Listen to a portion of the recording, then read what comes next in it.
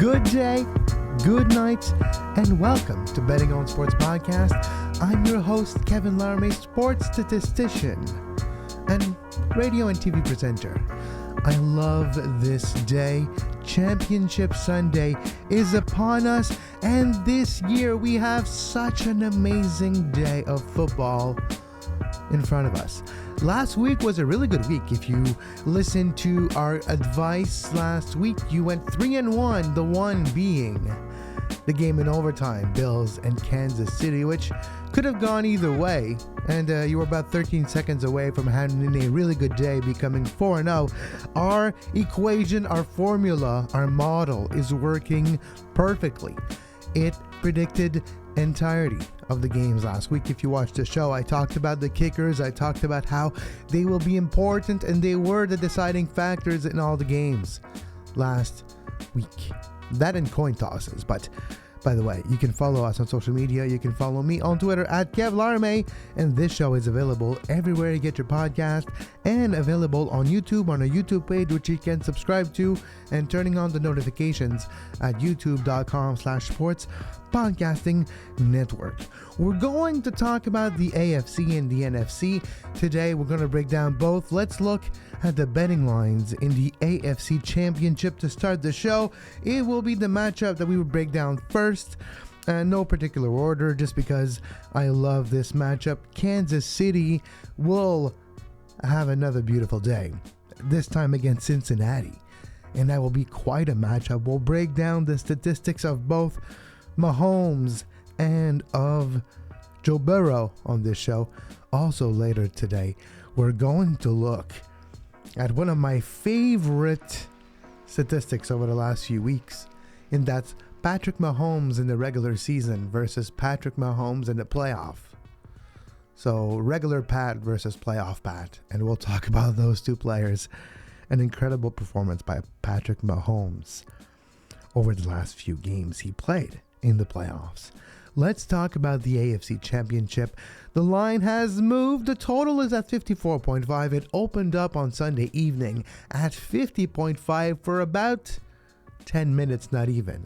And 10 minutes, the sharp bettors jumped all over it, and the line moved all the way to 53.5, 54.5, and it stayed there since.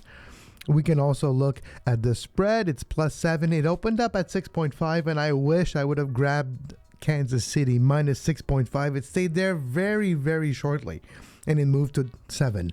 7 being a key point, a marker point. It's hard to get off of it. Bookies everywhere will not want to get off that 7, because if Kansas City wins by a touchdown, it's a push. And that could be interesting on both sides. I wish I had 6.5. If you think Kansas City is going to struggle and you want Cincinnati, you wish you have 7.5. 7's a bit kind of like a bad number for both side of the bet. But, it is what it is. It's 7. And we'll look later in my final prediction which side I lean on.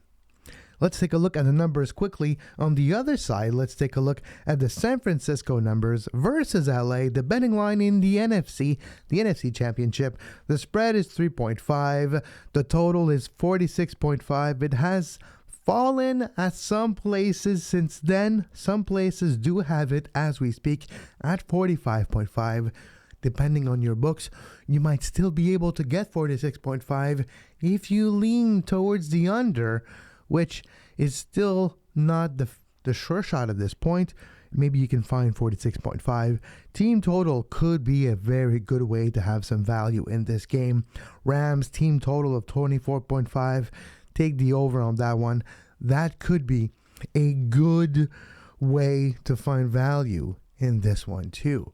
And we'll break down in this show both quarterback in this game too. Garoppolo versus Matthew Stafford will have their numbers from the regular season and the playoffs included. I tallied both, and we can have comparables in comparable situation.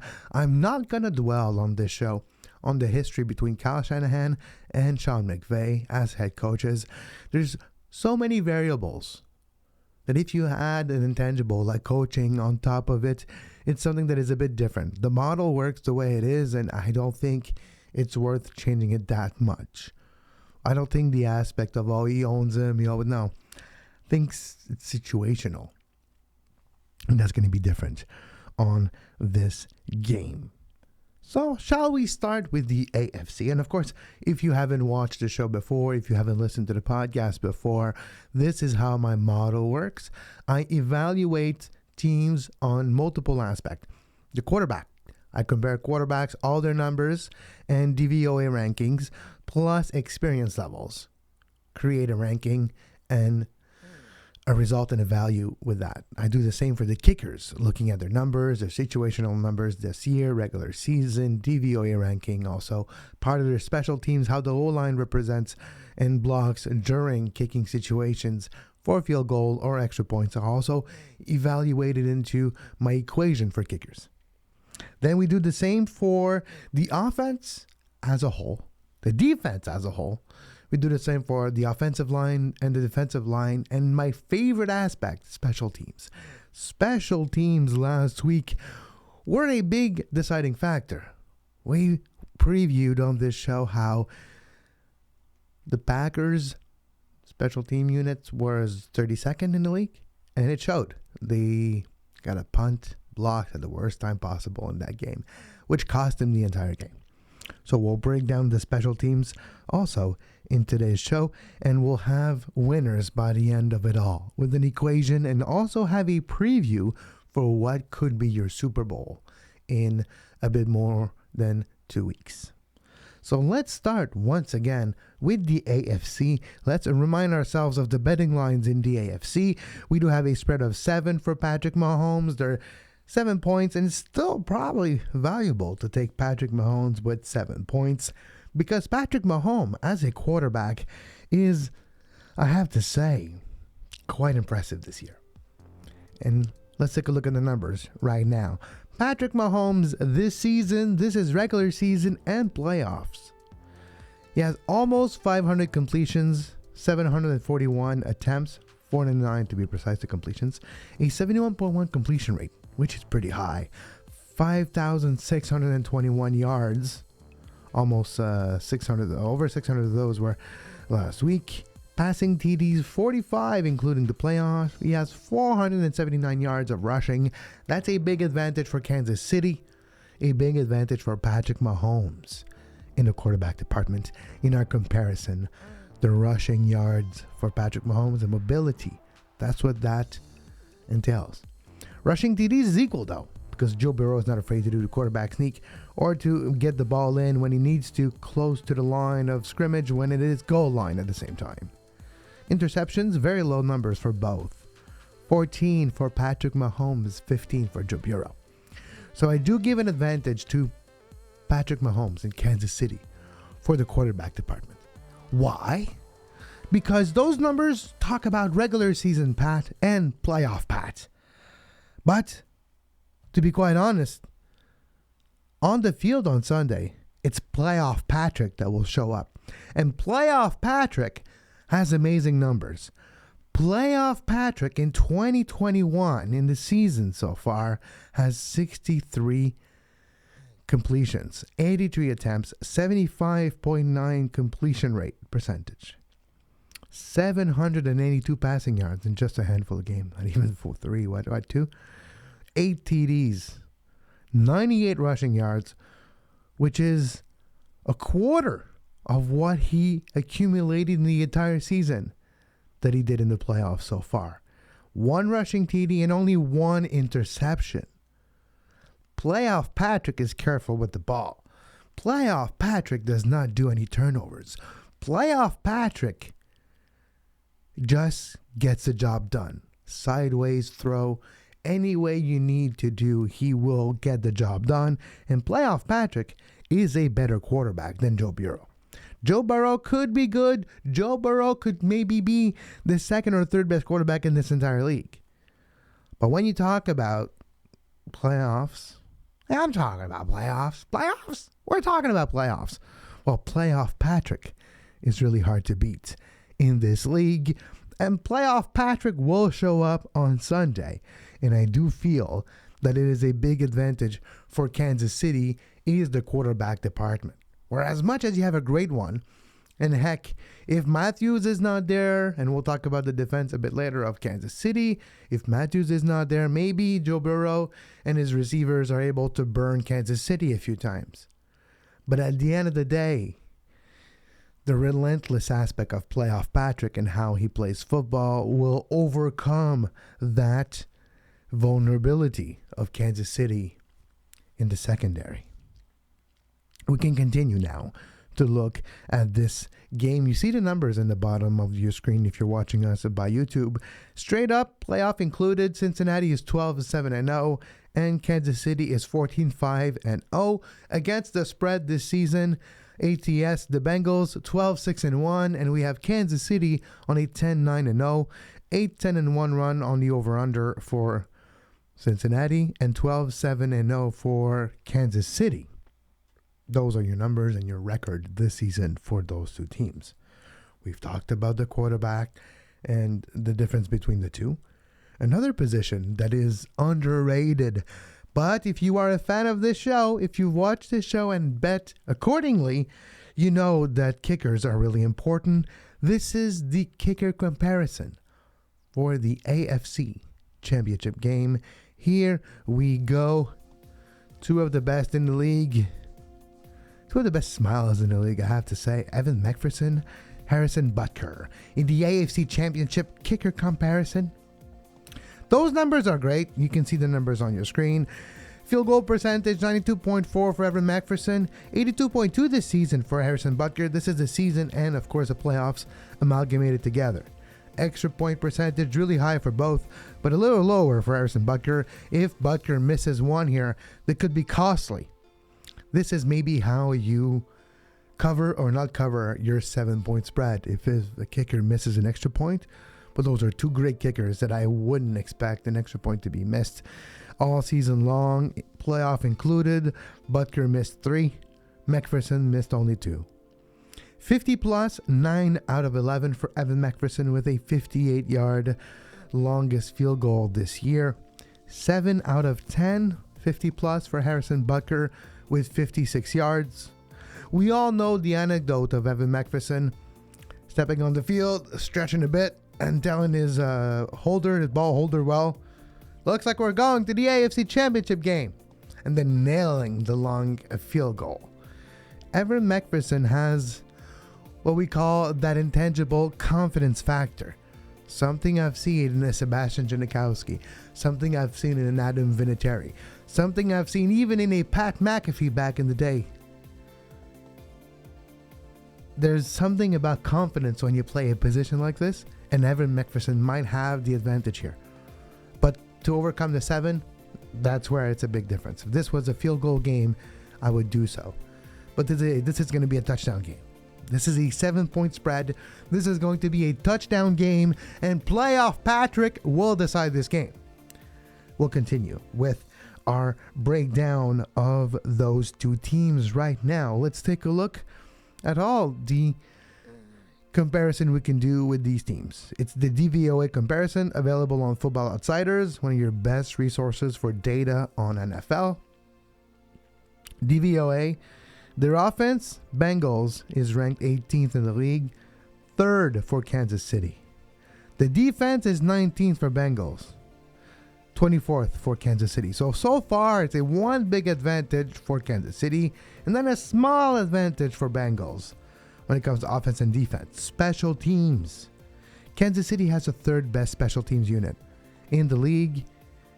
Bengals 8. 8 is not bad, but that's a slight advantage to Kansas City. So that's one big advantage and a slight advantage to Kansas City out of 3. O-line, it is an advantage for Kansas City. The D-line, that's fine. That's going to be an advantage for Bengals, but that's 3 out of 2 for Kansas City. Then you add the goal, then you add quarterback situation. Intangibles also go with Kansas City. And I do think the experience factor goes with Kansas City. It's not their first AFC championship at Arrowhead. It's literally the 4th in a row. And the only man to beat Patrick Mahomes at home in the playoffs is Tom Brady. Is Joe Burrow the next Tom Brady, we'll see. It's going to take a whole lot, because my final prediction on this game is that it's going to be closer than we think, but it will be over a touchdown. It will be over 7 points. And I'm happy to have grabbed early on this week Kansas City -7, but at a pretty good odds before it come down. It's fortunate I didn't grab 6.5. 6.5 would have been my ultimate comfortable number. Kansas City -6.5, winning by a touchdown. You clear. But nobody's stupid, and the number's at 7. I still feel they can clear by a field goal, by a missed point here and there, and we'll see maybe a 2-point conversion comes and changes everything, changes the sequence of play. It's not necessarily going to be just on serve, as we call it, where 7 points, 7 points, 7 points, and become factors of 7. I think it might be different for the score, and I think Kansas City will win by over 7 points, which means I'm taking Kansas City and 7. For the over, that's a big question. We can look at the betting lines now, because if you have the over at 50.5, grab the over. But at 54.5, I don't know if I'm leaning over or leaning under. I would just not play it, which is the case at this point. I haven't touched the total for this game, and I don't think I will. Team total, Kansas City over 30.5 seems high to me, but also they score over 30 points in most games they played in the playoffs over the last few years. So it might not be that crazy. Cincinnati, though, over 23.5. It took them 4 turnovers to win the game and not even score that amount of points. So I would take the under on Cincinnati for the team total. That seems to be, to me, a better bet than taking the team total over for Cincinnati. I would take the team total under, but that would not be my favorite bet. My favorite bet, and the only one in my portfolio right now for the AFC Championship game, is Kansas City -7. That's my final prediction. A game that will start with Patrick Mahomes and Kansas City scoring a few points, even getting a high lead. They'll stop their big offense, and that's one of the trouble with Kansas City, is they slow down during the second halves of games that they are winning by a big margin. That will be the case, but they'll keep the lead at least 10 points, and Kansas City will get the job done in the AFC Championship on Championship Sunday, which I hope you are enjoying. By the way, these NFL playoffs have been crazy and enjoyable, and last week was fun. We made a lot of profit with the bet we did here on Betting on Sports, going 3-1, going very close to being 4-0 and middling at the same time, which is my new favorite thing to do. I was able last night on a few college basketball plays to able to get some middle too, and I was playing this in a few shows, how to properly set up your middle and how to find ways to do it in a high conversion rate and having a good winning percentage when you middle, which could be the case, and sometimes you eat up your profit, but that's another topic for another day. But after the short break, we're going to break down the NFC Championship, the 49ers traveling to Hollywood to take on Matthew Stafford and the other big names in LA. We'll break down the matchups, the quarterback, the kickers, the offenses, defenses, and every other component of our equation. And we'll do our final predictions for the NFC Championship. And we'll also break down our predicted Super Bowl matchup and see what the value could be already for a potential Super Bowl matchup. We'll take a short break. We'll be right back right here on Betting on Sports Podcast.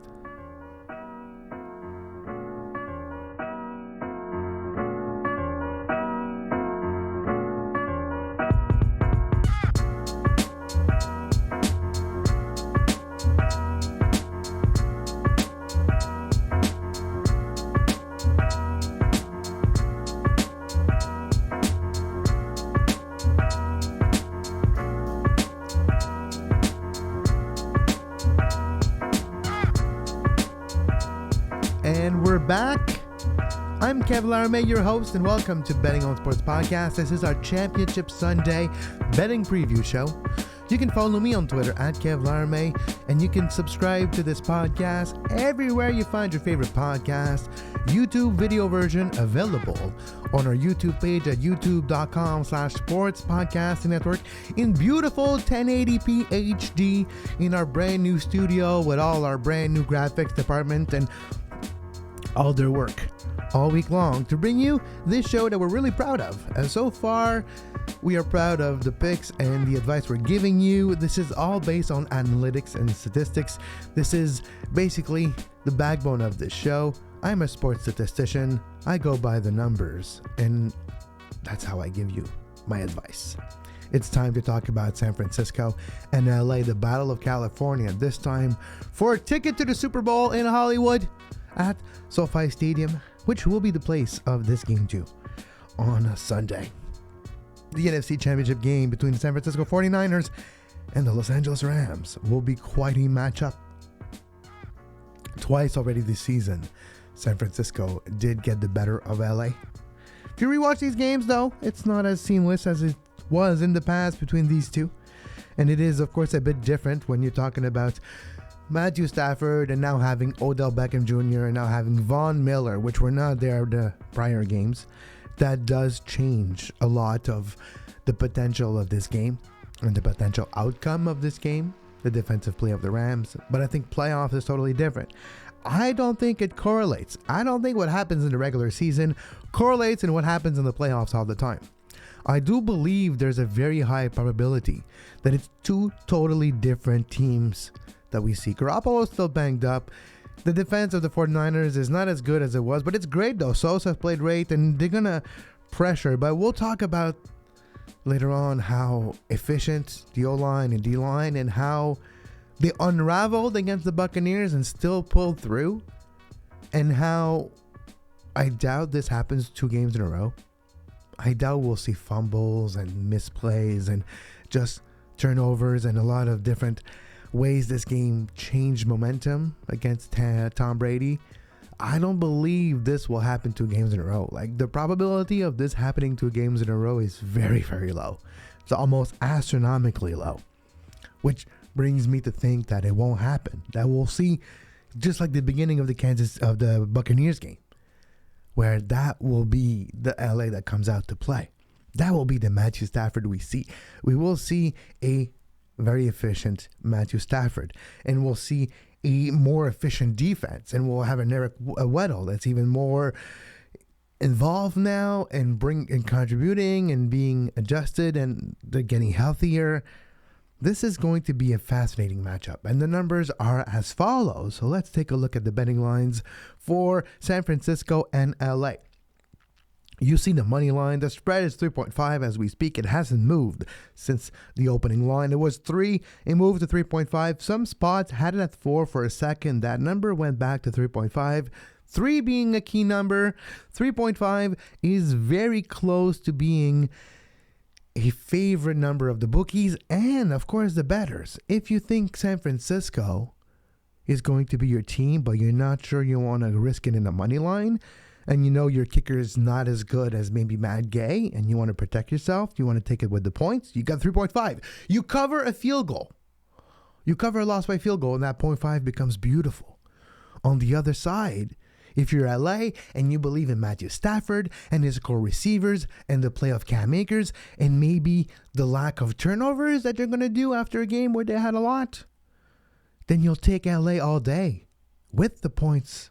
You'll take LA without 3.5. You don't care. LA all the way to the Super Bowl, baby. That's what you're thinking if you're a Rams fan. And that number, that 3.5, does represent that also. So I think it's a beautiful number. I'm more leaning LA, and I'll explain in my final prediction why I'm leaning towards LA, because I do think there's intangibles, and I do think there's things favoring LA in this game, because the quarterbacks, it's all about the quarterbacks. There's 2 positions in football that bring you points on a regular fashion. The top one is kickers. People forget about it. Kickers bring in more points in the season than a quarterback does. There's more games decided by a field goal than there is decided by a touchdown. That is a fact. That is not something that is just in passing, that's a fact. And we'll break down the kickers in a minute. But let's start by breaking down the quarterbacks, because we have quite a matchup of teams that are going to be, maybe those two teams will be rivals for a long time still. We'll see if Jimmy G comes back with San Francisco. If he wins this one, how can you not? Matthew Stafford, Jimmy G. What a battle. Completions this season for Jimmy G with San Francisco, 328 out of 485 attempts. That's a 64.9 completion rate. Quite a difference with Matthew Stafford, who does have a 70.9 completion rate. Advantage Stafford up until now. Passing yard, over 1,300 more yards for the staff man. The staff man has 45 TDs versus 20 for Jimmy G. Rushing yards, 53 and 52. That's non-applicable. Those two quarterbacks are not mobile, but they have guns to sling the ball everywhere they want. Rushing touchdowns, 3 for Jimmy G, 2 for Matthew Stafford. We're basically talking about quarterback sneaks here, and that is the way those quarterbacks will score touchdown if they do rushing touchdown. The number I want to bring you to is interceptions. We remember Matthew Stafford over the last few games of the regular season was throwing interceptions a lot. A high ratio, but look at the ratio over the regular season. 45-17, that does include the playoffs, by the way. Matthew Stafford has not thrown an interception in the playoffs. Exactly. Matthew Stafford has an advantage there. And look at the ratio for Jimmy G this season. 20 TDs, 22 interceptions. That's too low. Kyle Shanahan does not even trust his quarterback. When it comes time for Shanahan to really take a decision and show his true trust in the quarterback, well, it's 3rd and 7 and they run the ball. It's because they don't trust the G-Man. They don't trust Jimmy Garoppolo, and how could you? This is a clear advantage, and a big one. According to my calculations and my DVOA, at a quarterback level, there is quite a difference. The biggest difference is between playoff Patrick and Joe Burrow. But Matthew Stafford is top 5 quarterback in the league. He's shown this, and he showed he could win in the playoff now. Matthew Stafford has the advantage for the quarterbacks for LA. So one advantage for LA. Let's now look at one of the fun things to also talk about. Let's continue with the glamorous music from Los Angeles. The kickers. The kickers are going to be an interesting aspect. They both made their teams win last week. Those numbers include the playoffs. Quickly, 93.5 completion rate for Robbie Gould, 88.7 for Matt Gay. But in the playoffs, those numbers are different. And that's what I want to highlight. In the playoff, Matt Gay is 5 out of 6, which is not ideal, but, he did have an injury. Extra points is perfect. Same for Robbie Gould. Extra point is perfect. Robbie Gould in the playoff is 5 out of 5. So maybe the advantage that Matt Gay did have during the regular season kind of fades in the playoff because of injuries or anything. But weather won't be an issue. And Robbie Gould was able to get the job done in the weather. He did have some, not a miss this time around, but over the years he did have some. But 53 yards is longest in the playoffs from Robbie Gould, which is pretty good. And if Robbie Gould can get the job done in LA, then maybe Robbie Gould can get the job done in if he did it in Green Bay, he could do it in LA, is what I meant to say. But over the regular season, over percentage and analytics, I know the field goals might be telling you otherwise. But Matt Gay actually is a very good field goal kicker. And out of 50 plus yard, even though the numbers are equivalent right now, I would go with Matt Gay over Robbie Gould. So I do believe there's still a small advantage for LA.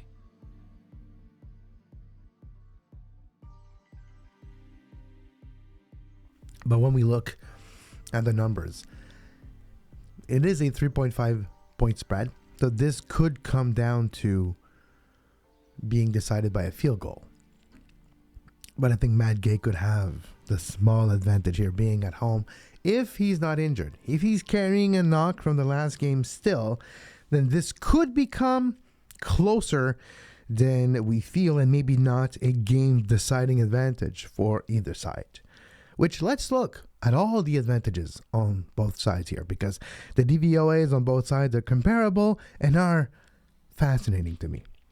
And they're going to show you the true advantage where it lies. It will be decided by the O-line and D-line, and the combination of the strength in the offense and defense. Offense, defense, look at this. It's similar. Fifth best offense facing the fifth best defense. Seventh best offense facing the eighth best offense. So this nullifies each other. What did we talk about? Green Bay and the special teams.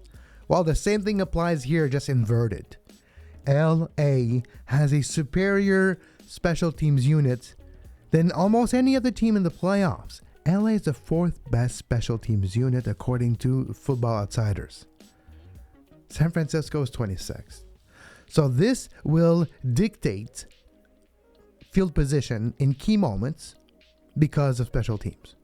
A couple times, Jimmy Garoppolo is going to be stuck in the back of his territory.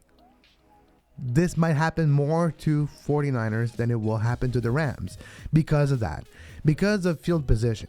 Field position, when you start drives, oftentimes is dictated by not necessarily the kickoff, the length of the kickoff return, but by the protection of that kickoff return. If there's any, oftentimes it's touchbacks now, but for punts and punt returns. And that's where the game's going to be decided.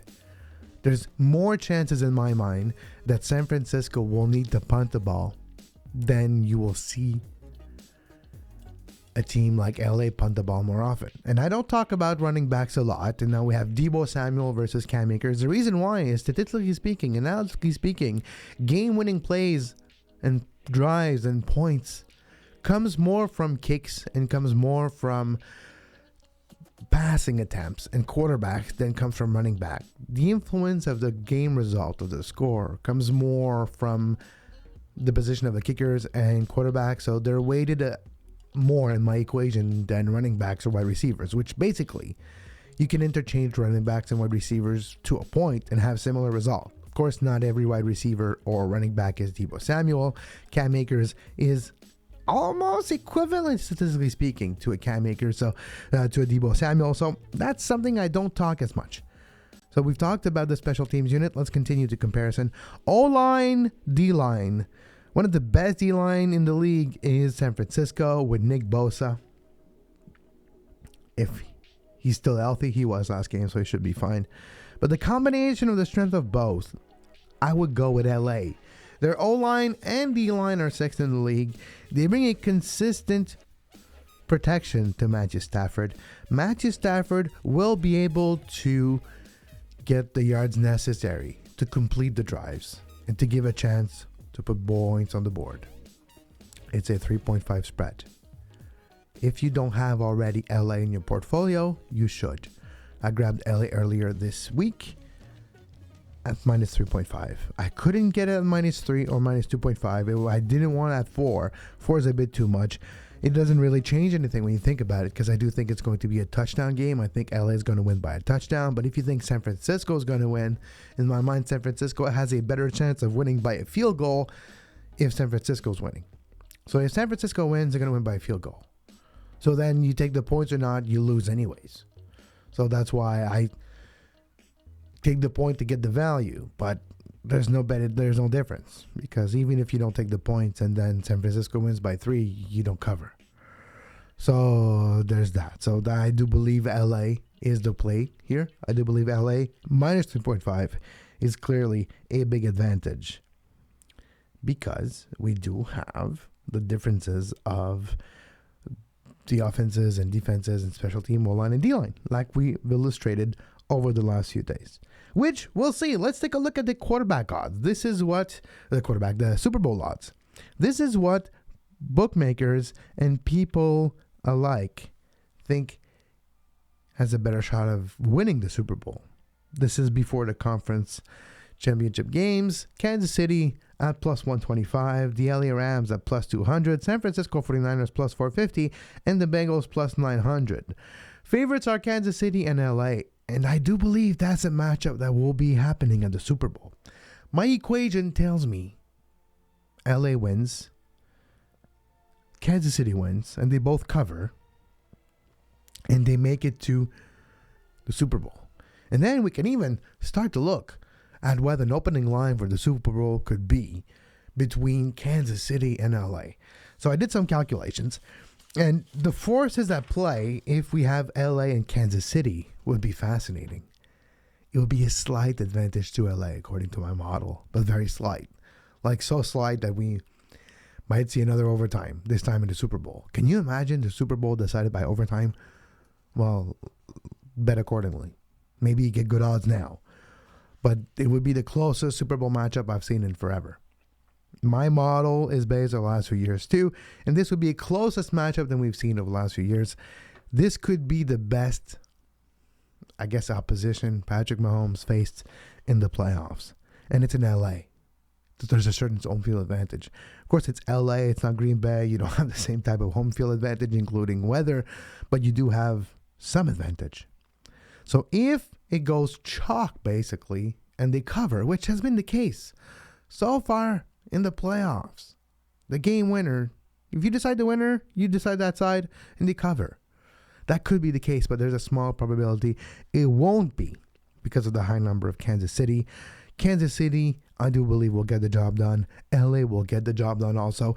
That's my final predictions for this show. We hope you enjoyed our Championship Sunday betting preview. You can follow me on Twitter at Kevin Laramee, and you can subscribe to our podcast everywhere you find your favorite podcast. Thank you for watching us on YouTube. If you watch the video show, we appreciate you watching us on YouTube. Subscribe and turn on the notification bells.